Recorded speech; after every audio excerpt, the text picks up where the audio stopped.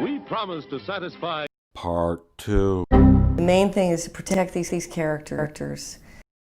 The crash landing of the TIE fighter may seem like a comprehensible scene, despite the fact that the TIE fighter would have been pulverized on impact. However, the scene is logically foiled by the additional placement of Poe's jacket. Finn awakens after a parachute escape and rushes to the smouldering wreckage of the TIE fighter. He peers inside whilst calling for Poe. Then he sees Poe's jacket. As he picks it up, the fighter is strangely engulfed by the ground. Finn calls for Poe one more time as he watches the fighter sink. The reaction is very odd, because it appears as if Finn had seen Poe inside. He did not turn around and call for Poe, so we the audience can only assume that Poe is inside. If Poe is not inside, surely one would presume he must be close by, especially if his jacket is laying outside. So why does Finn not turn around and call for him? Also, once the fighter has sunk, Finn seems to act as if this is the end of Poe and moves on. However, we learn later that Poe was also thrown from the fighter. If Poe had also ejected from the fighter, how did his jacket end up landing in front of the fighter? Was not the process of ejecting discussed between the two as they plummeted down through the atmosphere?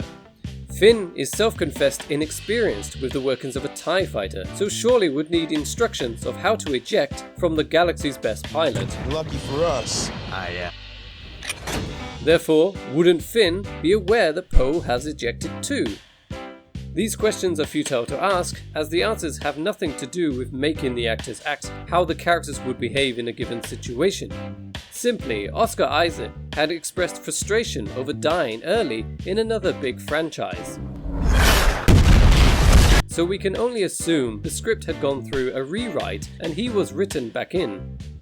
Also, Jar Jar Abrams just wanted to use the jacket as a way for Finn to make contact with BB-8 and Rey. This is the only reason it was left behind. However, as I will explain, it wasn't necessary. So I don't know why he chose to add the jacket. Back in the village, the blobfish in humanoid form wants the droid. We can only assume the blobfish is in cahoots with the First Order, or possibly he likes balls and is a homosexual fish, just like Kanye West. The blobfish employs the help of two henchmen to retrieve the droid. Here I actually have an issue with the Star Wars technological universe. There are stun guns, but no one ever uses them. Greedo could have stunned Han. These two henchmen could have stunned Rey. But they don't stun Rey, and they engage in hand-to-hand combat. It seems that Bruce Lee would be no match for Rey, as beating up these two guys is super easy, barely an inconvenience. Oh really? Why is she so good at fighting? It's not shown that this is a skill that she needs for her day-to-day life. Rey's unexplained ability, number 2. From a storytelling perspective, it didn't make sense to make Rey so well equipped for fighting, to the point that she doesn't need any help. Jar Jar Abrams needs Finn to meet Rey.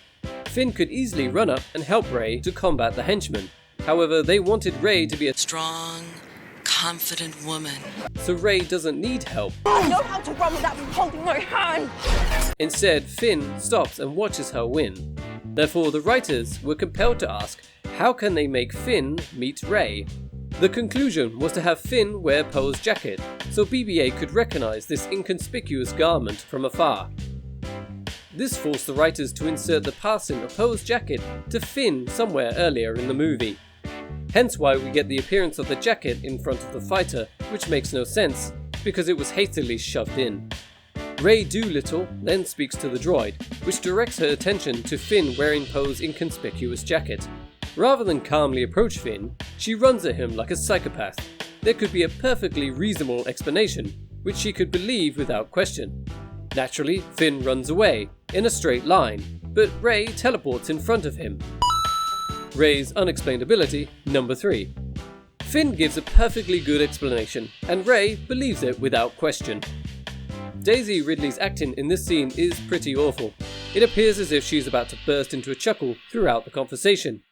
I guess this is because of John Boyega's quirky acting on set. She also starts talking like a little child. BB-8 says he's on a secret mission. He has to get back to your base. A good director would not have accepted this take. Also, why are they calling BB-8 a he? Does it have male genitals? If not, then it's an it. But this is a mistake made throughout the franchise, not just The Force Awakens. When the stormtroopers finally arrive, there are just 2. We can only assume the stormtroopers appeared because the blobfish told them that a BB-8 droid had been discovered in the village. Considering Kylo desperately wants the map, why has the First Order only sent 2 stormtroopers? Could Disney not afford to get more extras to play the stormtroopers? However, accompanying these 2 stormtroopers are 2 TIE fighters.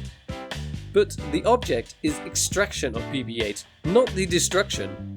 Why send TIE fighters when they can only destroy? Which is what the TIE fighters immediately start doing, blowing up everything. So the pair conclude they must sneak away very quietly to a ship. Just kidding.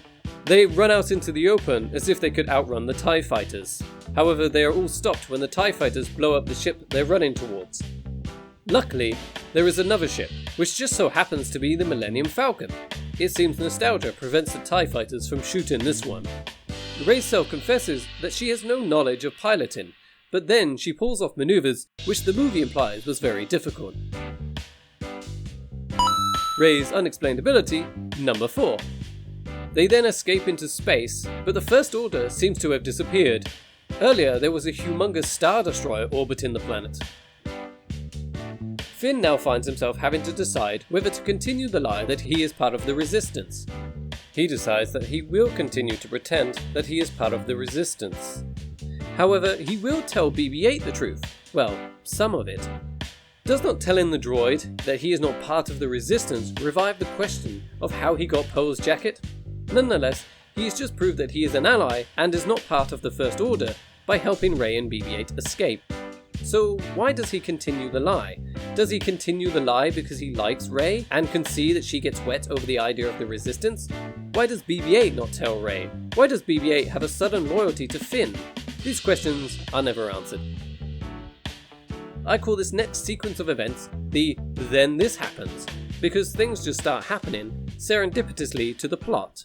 If the words "and then" belong between those beats, you're f***ed. What should happen between every beat that you've written down is either the word "therefore" or "but."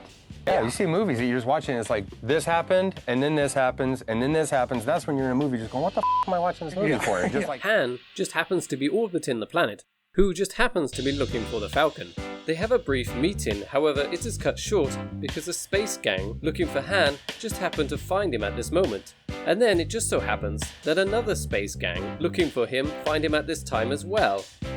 So Rey and Finn must hide. As they are hiding, Rey luckily just so happens to find a fuse box. Rey just happens to know what it's for and happens to know how to use it. Rey's unexplained ability, number 5. The control panel happens to release a monster that hates all non-main characters. However, the monster is somewhat prejudiced as it does attack Finn. But it doesn't kill Finn, so we avoid a riot. I mean, a not unruly burning down of buildings. Luckily for Finn, Rey just happens to find a control panel that closes doors all around the ship. Rey, eager to avoid possible distributions of reparations, just happens to time the closing of the doors perfectly, cutting off the monster's tentacle and saving Finn's life. This girl is so lucky, I'm pretty sure she has the luck drug from Red Dwarf. We need to use your luck, sir. How? What we really need is some kind of remote link to the hologram disc projection system. What, like this one? What a stroke of luck! Finn is hastily removing the monster's tentacle from his leg, suggesting that the removal of the monster's tentacle just happened. Rey then teleports next to Finn, despite him being dragged away at high speed from her location. I guess this is a confirmation of Rey's unexplained ability, number 3. They escape on the Falcon, but the ship is damaged. Luckily, Rey just happens to know how to fix it. Rey's unexplained ability, number 6. Finally, they look at what BB-8 has. It's not just a map, it's a treasure map. There is actually a dotted line like you would see in a kid's cartoon of a treasure map. Obviously, some Disney executive, who probably still uses an iPod, thought this is a film for kids. When kids see maps, they see treasure maps, and treasure maps have dotted lines. Jar Jar, can you make the map look like a treasure map? But obviously this makes no sense. The path to the destination changes based on one's present location. If this is just a smaller section of a larger map, then the path of travel cannot be plotted. This is actually mentally deficient. Finally, They explain why they need to find Luke. Well, sort of. He's gone missing. The reason he has left is because Kylo turned bad. It was Snoke. He seduced our son to the dark side. But why did he leave? Why is there a map? It didn't really explain anything. Let's hope that Ryan, male genitalia, addresses this issue in the next film.